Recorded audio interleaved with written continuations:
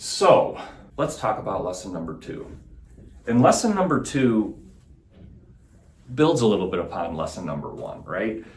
Why get the savings? Because we are paying egregious providers less. And so because these providers are now getting paid less in a reference-based pricing environment, the two main levels of friction that you are going to encounter as an employee are access issues and balance billing.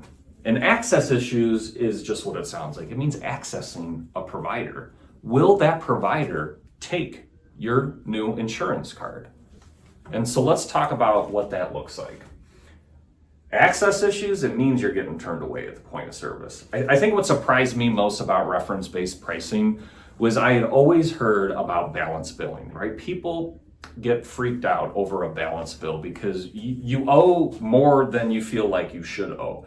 But the issue that's not talked about as much in a reference-based pricing environment is provider access issues. So simply put, right, you go in, you show your medical ID card, because you still get one, and on that card is the absence of a carrier logo, the absence of Blue Cross, United, Aetna, or Cigna. And it says something else there.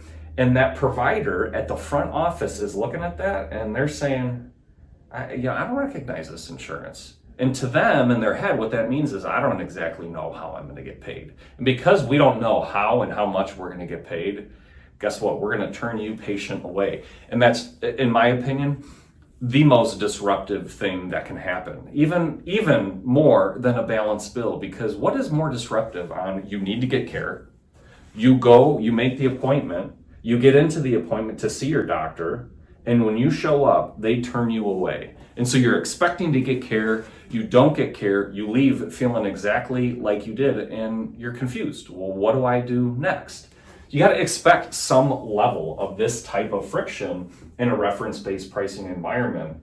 And this can be highly, highly disruptive if you do not have the right reference-based pricing partner in place. And I want to stress that point. The right reference-based pricing partners will have figured out a way to try to make this provider access issue significantly less. You got to be able to talk to the providers before you go in and get an appointment. So that's kind of the number one issue I see in a reference-based pricing environment. And number 2 is that balance billing, right? So what's a balance bill? It's when an employee gets a bill and it indicates that they owe more than what their insurance plan actually covers, right? Than their flat copay, their deductible, co-insurance, etc.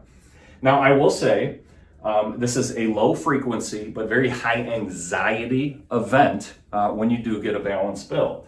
Low frequency meaning it's roughly 1 to 5% of all medical bills that the employer will receive for all of their employees, spouses, and dependents.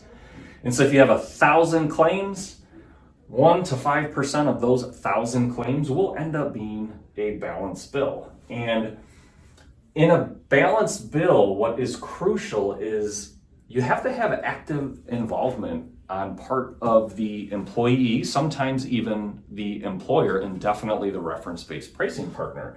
There are processes in place with the right reference-based pricing partners to help resolve these balance bills.